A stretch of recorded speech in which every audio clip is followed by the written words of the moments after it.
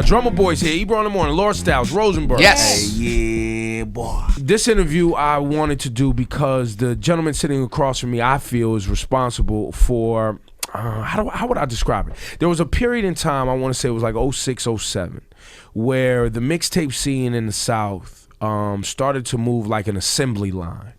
And it was mixtapes coming out every week, and artists were putting out 20, 30 songs, and it kind of created the whole scene and a lot of artists that we know today and a lot of sounds that we know today. And Drumma Boy, how would you explain that period in time and kind of just talk about what you were doing and where you're from? I mean, I'm born and bred out of Memphis, Tennessee. You know what I'm saying? Okay. Me and this kid named Yo Gotti came up together. This kid. Yeah, you know, back he's kind then. of popular, you know what that I'm guy. saying? Yeah, now, you know what I'm saying? And both of us, we both had that grind, you know what I'm saying, straight out of the M-Town. And like, first of all, Memphis is so much of a music city, so we got the blues, the country, the gospel, the hip hop. You got, you know, the orchestral scene, you got bluegrass, you got country up the street in Nashville. So, you know, my mentor was Isaac Hayes. My father was in the orchestra, first chair clarinetist. Wow. My mom was in the opera. So coming from all of that and then looking up the 3-6 Mafia, looking up the A-Ball and MJG, cats like, you know, young cats in Memphis, you know, we only had a couple options. Right. Either you're going to hustle, you're going to play ball, or you're going to do music. Or work for FedEx. Or work for FedEx, absolutely. So Right, one, that's it. one of those four, which one you going to do? You know what I'm saying? And it was crazy because I was getting, I'm from South Memphis, Whitehaven, a.k.a. BAZ, Blackhaven, and I was getting in so much trouble in the hood, man. Honestly, my mom moved me to the suburbs, which is Cordova. You know what I'm saying? And I bumped into Yo Gotti, which is out in Raleigh. So that's North Memphis. You know what I'm saying? And I started doing bass tapes and just really getting out the hood, getting out the Bass streets. tapes. What is that? Bass tapes. This is when I was putting my beats on tape. Okay. You And know why what I'm did you saying? guys call them bass tapes? Because it was just like the 808s and 69 drums? Boys movement, you know. Got it, it was the okay. All right. So guys would just put that tape in their car. You know, they got the 15s, the 17s, the Alpine systems. It was an all-white neighborhood. Put the house speakers in your trunk and make the license plate rattle. So this little kid named Billy, I gave him my first tape for free. He would come to school 15 minutes late. You know what I'm saying? Just so everybody can hear it. Yeah. Everybody be like, man, here come Billy, here come Billy. And they was asking where he got the tape from. This kid named Drumma Boy. Blah, blah, blah, And you already had the name Drumma Boy at this time. Yeah, because I started working at Just for Feet. Shout out to my boy Arthur Sidney. He gave me the name, the moniker Drumma Boy. And it was crazy because that was the ornament on my Christmas tree from my grandmama from like 1 year old. The little Drumma The little Boy. Drumma Boy, right. So I was just like, wow, you know what I'm saying? I'm going to run with it. I'm going to switch the ER. I put that drama on that thing, you know what I'm saying? And we killed it, you know what I mean? I started doing bass tapes, selling bass tapes, and $100 a pop. Next thing you know, I'm 15 in high school, making about $1,000 a week. You know what I'm saying? I'm We going were selling through them the at mall. $100 a pop? $100 a tape. And you were selling them to people who just wanted to drive around, listen to them, or people who wanted to create their own people songs? who wanted to it was just bass. It wasn't no drums, it wasn't nothing else on it. So it was just a tape for your system so you could show off your system. You know what I'm saying? That's genius. And Yeah. you know what I'm saying? One tape went, another tape went. Like I said, I was averaging like 1,000. Bumped into Yo Gotti selling tapes in the mall. Then I started producing a couple groups, mixing, mastering, engineering, rapping, the whole thing. Put out a group named Trill, put out a group named The Faculty, put out a couple other different things. And next thing you know, I bumped into Ball and G, bumped into Player Fly, bumped into 3-6 Mafia, Juicy J, DJ Paul, and just started getting my respect coming up with Gotti. The first album Gotti ever put out was Life. That was back when he was rapping I&E, Inevitable Entertainment. You see what I'm saying? So we've been grinding. Like, you just now getting familiar with Drumma Boy. A lot of people been getting familiar with Gotti through maybe Cocaine 6, maybe 5, maybe 4. You know what I'm saying? Or wherever you catch up with us, you know what I'm saying? So it's just the Memphis movement. Now you got cats like Young Dolph. You know what I'm saying? You got Mr. Don Tripp. You know what I'm saying? You got Starlito in the Ville. You got Young Buck, G Unit back together. You know, so it's definitely a movement that we pass on from the legends like 3-6. You know, for 3-6 to get an Oscar off a movie, Hustle and Flow. You know what I'm saying? Memphis is like one of the #1 music cities in the world. It's a big deal. So, you know, it's a blessing to just come from that, and then you know, just grinding, doing bass tapes. I started doing the warm-ups for my varsity basketball squad, Cordova High School. All of the people who coming into my gym, the pom-pom squads, all of the cheerleaders starting to do dance routines to my beats and whatnot, and the Drumma Boy thing just went out through the high school. So, how did the Gucci Mane thing start? How did the Atlanta thing So take the place? Atlanta thing comes from I did a record for Yo Gotti called That's What's Up. When you see me, shawty, pop your collar, then you holler, that's what's up. And that was like a huge record for me in the streets. That's how Young Jeezy got hip to me. That's how Pastor Troy got hip to me. And I did a lot of business in Chicago, Orlando, Florida. I was just always moving, dropping beats with cats. And it ended up that Pastor Troy featured on 3 of the beats without ever meeting me.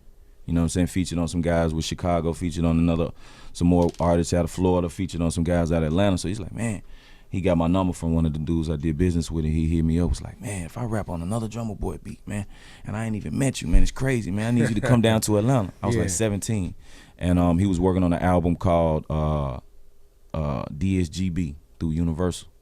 And I did a project. I did 2 tracks on there, 4,000 a beat, 8,000. You know what I'm saying? Off in this game, pop that pussy. You know what I'm saying? Make them get their money right. Make them get that money right. And it was just huge in the strip clubs. Then Blocky and T hit me. Like, man, we just put together this group, Boys in the Hood. You know what I'm saying? Jeezy, Jody Breeze, Big Duke, Big Gee. You know what I'm saying? What's up? I need some beats. That was early. Yeah, early. I did Look. I did Trap Niggas. Trap Niggas was with Jody Breeze and Jeezy, going back with the conversation. Look was Puff's favorite record on the album. You know what I'm saying? So Puff was like, man, who is that kid? Drumma Boy, man, keep doing your thing. That's the first time I met Puff. You know what I'm saying? So and what year are we in right now? What year are you? This is Boys in the Hood came 04, 03, right? Somewhere I think Boys in the 05? Hood. 05, DSGB no? came out 05, and then right. Boys in the Hood might have came out like 06. That late? Lil Scrappy. I did something for Lil Scrappy's album that came out in 06. You know what I'm saying? And then Boys in the Hood, and then Jeezy was working on his solo. He just dropped Trap or Die. I was like, man, I gotta get something on your album, bro. You know what I mean? And he gave me an opportunity like, yo, I need this beat. And it was crazy because I gave him the beat like 6 months ago. I ended up selling the beat. So he like, man, look, man, I need that. Who you sell it to, man? We gonna give him 100. Tell him we got a bag for him. I need that back. And I was like, man, I'm a good businessman, Jeezy. Like it's like the dope game. That's down. That's dust. That's in the wind. We can't get that back. You know what I'm saying? But give me the acapellas. I started making beats on acapellas, and I was like, man, I kill that. So I did one version. He was like, man, hell nah, that ain't it, man. And this is when I was staying in Stone Mountain, going all the way down to Patchwork. You know what I'm saying? 45-minute drive. You know what I mean? About 3-4 bands in the account, nothing major. You know what I'm saying? But I ain't got that gas to be wasting like that. Right. You was on a budget. Hey, balling on a budget. Balling on a budget, you know what I'm saying? And as a producer at that time, I'm sure, it was project to project. Oh, you know yeah, what I mean? absolutely. So you had to make sure you managed it. And right. this is when I first made it into Atlanta. So I got a crib with like $1,000 down, 3-bedroom house. You know what I'm saying? Shout out to Tiffany, you know what I'm saying, for holding me down, man. You know what I'm saying? She put Wait, me hold in on. that Let's crib. stop there for a second. You got a house in Atlanta for I got it. $1,000 down? Yes. Yeah, that was in absolutely. that was in them that was hook me before up days. Yeah, but that was the flip days. So you talking about the early 2000s where you could get a house, you put down 5%, 2%. Yeah, and all they they would want- give you the what was that loan? The adjustable rate mortgage, all and of then that. it would bubble later on, and then you probably lose the house because it went too high. Well, you had 30 days to pay them bills, man. At the end of the day, 30 days, 30-day countdown. You know what I'm saying? And I went to soon as I did the Standing Ovation record, I placed that record, but I hadn't gotten paid yet. Jeezy was like, yo, you come through for me on this Standing Ovation record, you good with me forever. And I did 3 different versions, drove back to Stone Mountain, came back with the second version. He was like, that's almost it, man. I was like, yo, I got to make this nigga album. I go back to Stone Mountain, come back with the 3rd version, play it, he light up. That was probably the first time I heard that before the ad-libs. You know what I'm saying? It's crazy. And, the rest is history. That was my first platinum plaque on the wall, you feel me? And from that, Birdman reached out. We did Money to Blow for him. From that, Gorilla Zoe reached out. We did Lost featuring Lil Wayne for him. From that, Shawty, Plies, T-Pain, you know what I'm saying? Money to, what Put On. Put On. You know what I'm saying? Featuring Kanye. We did Lose My Mind. We did, man, so many records, you know what I'm saying? So it's just a blessing to come through and deliver for cats, you know what I'm saying? Were you always just a producer? You were a DJ? Yeah, I did a little DJing in my high school days, you know what I'm saying? A couple parties. We had like one of the craziest parties in Cordova, man, CMC. It was another cat, my real name Chris. I rock out with my other homie Chris. I had a homie named Mark, and we did this CMC party. That shit was crazy. Do you still do it now? Like Jermaine Dupri DJs. A lot of people are Lil Jon DJs. Yeah, I mean, all of the greatest producers that I've seen have had some kind of history in DJing. Just understanding the music history, understanding the music appreciation, understanding the fundamentals of music, and I'm a musician. So I read sheet music, I compose, I arrange, I do scores. Like, the elevation of Drumma Boy now is doing scores and movies. I just did Shoe Carnival's national campaign commercial. Carmelo Anthony just reached out for a commercial. So, That's dope. It's a blessing to just, take it to the next level. Do you, I guess, I don't want to say catch an attitude, but feel some type of way when you see young producers who aren't I guess, dedicated to understanding the music. I mean, I catch flack from a lot of people because I'm hard on people when it comes to the music and the quality of the music and just understanding what goes with what. There's rules. Right. And there's certain things that just don't sound good. And there's rules that can be broken. There's rules that can't be broken in music. But a lot of times when I can't speak positively on certain things, I just change the channel. Or I just, because we have the option. I think a lot of times we have the right to voice our opinion, but it's a open sport. It's a free game sport. So as long as you having fun, the guys that I see having fun and kind of You good with it. Yeah, Yeah, I guess I challenge everybody because I just want everybody to get better. I want Absolutely. everybody to care as much as the people before us cared about this hip hop shit and this music shit. Right. So I feel like if we don't say nah, fuck that, that's whack, that's trash, nah, this don't go that. I feel like if we don't at least engage in that dialogue, we're allowing the music and ultimately the culture to just kind of be watered down. Right. And I don't want to, I don't want to be a part of just allowing anything to fly. Oh yeah, that's why I just, for me personally, I was brought up on leading by example. Yeah. So it's a lot of things that's wrong or not the right way in my city, just in Memphis alone. But I was the first one to bring all of the rappers together. I put out a project called Welcome to My City 1, and that got me the key to the city. It's the unification process of Memphis. So in my city, the North wasn't cool with the South. The East ain't cool with the West. Everybody beefing. These rappers don't get along with these rappers, blah, blah, blah. So I was the first one to kind of like say, hey, player fly, Gangsta Black, what's up? Let's end this. Let's get this together. Hey, Yo Gotti. Hey, Juicy. Let's end this. Let's get this together. We did Turn Down for What? Jeezy, Yo Gotti, Juicy J, DJ Drumma single. You know what I'm saying?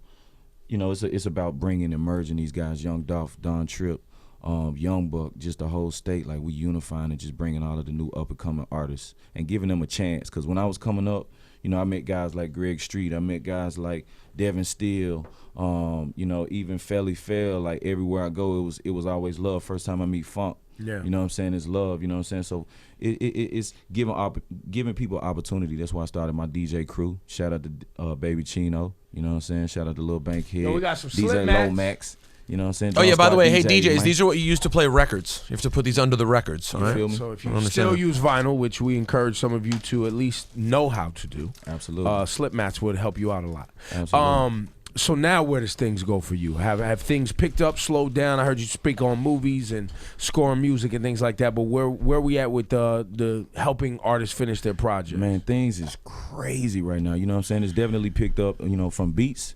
I take advantage of like my opportunity. I've branded myself as Drumma Boy. We started Drum Squad. I never signed to a label. I never signed any deals, you know what I'm saying? And I own 100% of my company. And why did you never sign? Because I wanted to do the long way, you know what I'm saying, the hard way, you know what I'm saying, Russell Simmons, Puff, guys like that, give me the motivation and the inspiration and the knowledge. And well, let's dig into that a little bit. I think people can learn from that, right? Because a lot of people don't know Missy Elliott and Timbaland also did that. They never signed an actual publishing deal. So all of those hits that they had, they own almost all of it, right? So they never owed anyone any money. Right. So they were able to collect like 97% of their publishing when those songs became hits. Right. Paid somebody like 3% to just do the ad or whatever, 5% Admin, to yeah. the admin. Is that similar to what you do? Yeah, absolutely. And I have a pub deal. That's a little different, you know what I'm saying? But I mean, as far as label, as far as signing to a major, as far as having distribution, those things like that. And we just been picking up artists, you know what I'm saying, building my team, you know what I'm saying, building a roster. DrumSquadDJs.com, and then we've been rocking, just got picked up as brand ambassador for a sparkling wine called Marino BHLV. So between the sparkling wine, my clothing company, Fresh Family, we've been rocking with Public Trust, getting a lot of knowledge from them. Tony Shelman, Parrish, Aniche, Pelly Pell, like I've been rocking with the fashion for so long and, branding a lot of things for them. LRG, Kevin Delaney, Young and Reckless, Drama, just all of the different brands, you know what I'm saying? That's where Drumma Boy Fresh come from, just me exemplifying my fresh, you feel me? You put me in Target, I come out fresh. You put me in Polo, I come out fresh. You put me in Macy's, It makes no difference. I come out fresh, man. You feel me? It's just my version of how I put my swag together. I like the style and size of Drumma Boy's chain. It's a good meat because it's not like crazy going in that style and size sounded nuts. Well, you have to make it. Chill out, I made it out. chill out. It's just a good intermediate. It's not OD. It's not the classic Dookie rope. Oh, yeah, but yeah, it's also yeah, it's just a nice. I ain't no Ice-T, man. You're not Ice-T, but it's a nice. I like that joint.